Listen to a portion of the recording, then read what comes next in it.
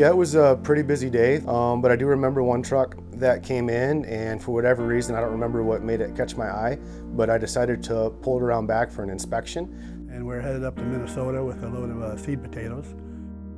And I went outside and spoke with the driver.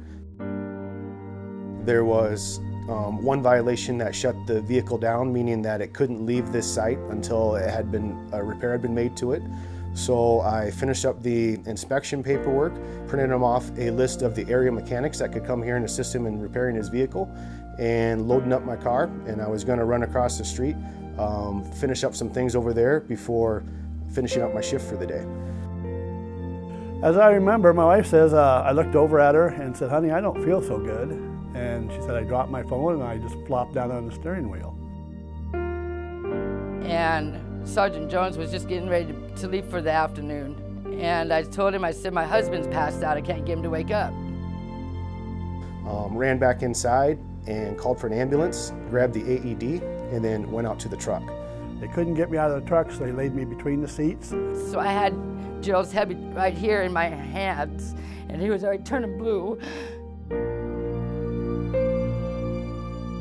And I think about that time I'd been in the truck for probably about 10 minutes, and then a couple of my coworkers showed up. I was working the other side, and we heard the broadcast that the sergeant put out that he had an unconscious driver that was unresponsive and called for an ambulance. So we grabbed all of our stuff from the other side and immediately came over here. So about the time my coworkers showed up, some of the first responders showed up as well. They were trying to get him out of the truck onto the parking lot. They couldn't get him out. I jumped back in there and grabbed a hold of him, and we kind of shuffled him out the passenger side seat. Luckily, we were all lined up, so as we got him to the ground, there was a person right at his chest, so they just continued right in with the chest compressions, and we reattached the AED, and the first responders kind of helped take over and get the bag mask on him and continued on.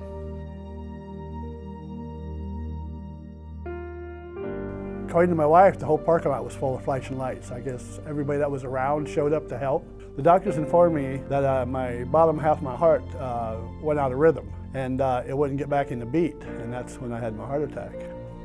They found out that 3 of my arteries were blocked, and they decided while they were in there, they'd just do all 4 of them and be done with it. His actions